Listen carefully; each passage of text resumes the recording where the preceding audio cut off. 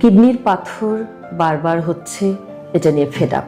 আমার মনে হয় যারা ভুক্তভোগী আছেন, যাদের কিডনিতে বারবার পাথর হয়েছে বা কিডনির নালিতে বারবার পাথর হচ্ছে, চিকিৎসকের শরণাপন্ন হতে হচ্ছে, অনেকের একাধিকবার অপারেশন লাগছে, ওনারা কিন্তু যথেষ্ট বিধ্বস্ত মানসিকভাবে এবং যদি বলি আর্থিকভাবেও। তাই অনেক রোগী খুব হতাশাজনকভাবে আমার চেম্বারে এসে অনেক সময় প্রশ্ন করেন যে ম্যাডাম, এটা নিয়ে আমরা কি করতে পারি, কি করলে আর হবে না, কেন এটা বারবার হচ্ছে, আপনারা আমাদেরকে কিছু বলে দেন বা কিছু প্রতিরোধমূলক কিছু বলেন যেটি দিয়ে আমি প্রতিরোধ করতে পারবো যাতে বারবার না হয়। এই বিষয় নিয়ে আলোচনায় আছি আমি, ডক্টর রোকসানা আফরোজ, সহকারী অধ্যাপক ইউরোলজি। এখন আসি যে কিডনির পাথরের বারবার হবার আশঙ্কা কতটুকু। কিডনির পাথরের রিকারেন্স রেট কিন্তু শতকরা 30 থেকে 50 ভাগ। তার মানে শতকরা 30 থেকে 50 ভাগ রোগীরই জীবদ্দশায় বারবার পাথর হয় যাদের একবার হয়েছে। তাই রেট কিন্তু কম না।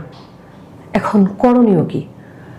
যদিও আমরা এমন কোনো কিছু সৃষ্টিকর্তা আমাদের হাতে দেননি ক্ষমতা যে এই নিয়ম টোটালি মানলে আমার লাইফে আর হবে না, তারপরেও কিন্তু কিছু নিয়মকানুন আমাদের মানতে হয় বা আমরা জানি যে কিছু কিছু রোগের ক্ষেত্রে সায়েন্টিফিক ওয়েতে কিছু নিয়ম যদি আমরা মেনে চলি তবে বারবার হবার আশঙ্কা কমে যায়।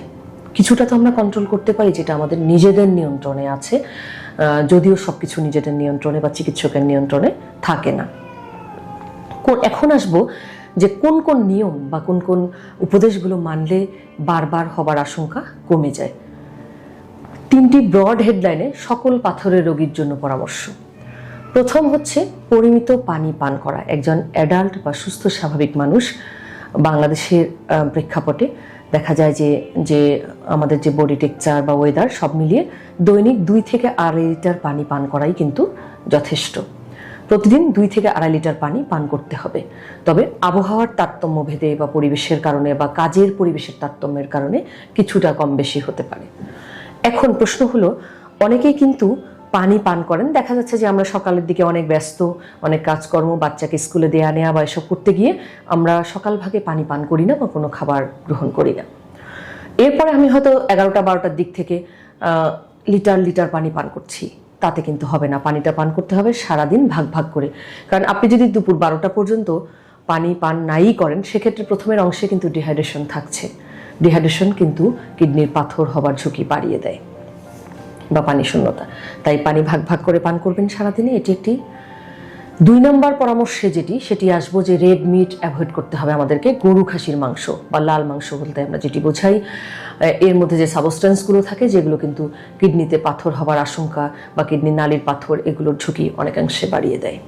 তাই পারতপক্ষে না খাওয়া ভালো। 100 ভাগ হয়তো আমরা বন্ধ করতে পারবো না, কিন্তু আমরা সেবনটা কমিয়ে দিতে পারি। আর যদি কেউ আসলেই চায় সে কিন্তু বন্ধ করতে পারবে। এরপর আসি যে অতিরিক্ত লবণ বা লবণাক্ত খাবার না খাওয়া। কিছু লবণ কিন্তু আমাদের দৈনন্দিন জীবনে শরীরের প্রয়োজনেই খেতে হবে, সেটি আমাদের সবজিতে থাকেই বা খাবারের মধ্যে থাকেই, কিন্তু এর বাহিরে আমরা যেন অতিরিক্ত লবণ খেয়ে না ফেলি। অনেকে পাতে এক্সট্রা লবণ নিয়ে খান, অনেকে লবণাক্ত খাবার, সল্টেড বিস্কিট, সল্টেড ফুড এগুলো পছন্দ করেন।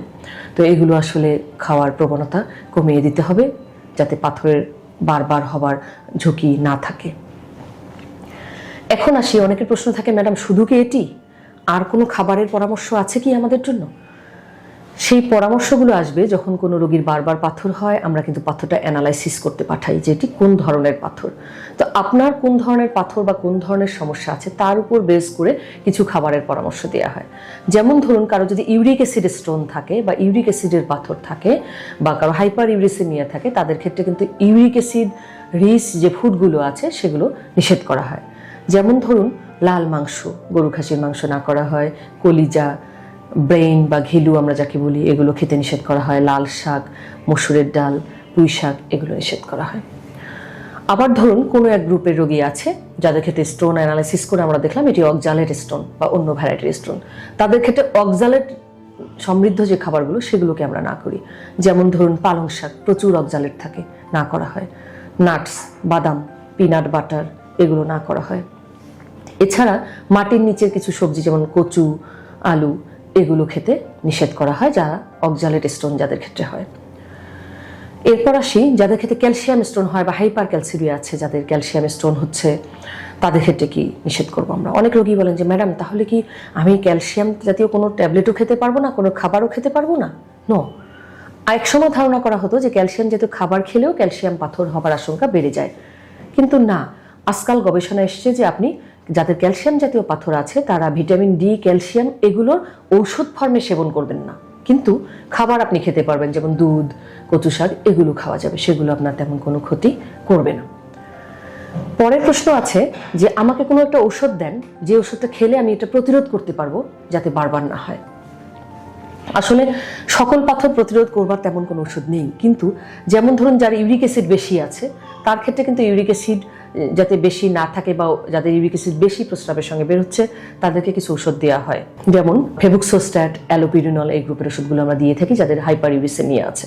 এছাড়া যাদের ক্ষেত্রে ক্যালসিয়াম জাতীয় পাথর বারবার হচ্ছে বা ক্যালসিয়াম জাতীয় পাথর আছে তাদের ক্ষেত্রে কিন্তু অনেক সময় থায়াজাইড ডায়োরেটিক্স, এছাড়া পটাশিয়াম সাইট্রেট সলিউশন এগুলো দেওয়া হয়। তাই সকল ক্ষেত্রে চিকিৎসা বা পরামর্শ কিন্তু একরকম নয়।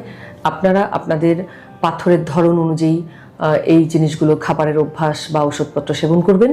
এর পাশাপাশি আপনারা চেষ্টা করবেন যে আমি ব্রড হেডলাইনে 3টি জিনিস বলেছি: লাল মাংস না খাওয়া বা একেবারে কম খাওয়া, লবণ বা লবণাক্ত খাবার কম খাওয়া, আরেকটা হচ্ছে যে পরিমিত পানি পান করা। এই নিয়মগুলো মানলে অন অ্যান অ্যাভারেজ আপনার বারবার পাথর হবার ঝুঁকি বা আশঙ্কা অনেকখানি কমে যাবে। ধন্যবাদ।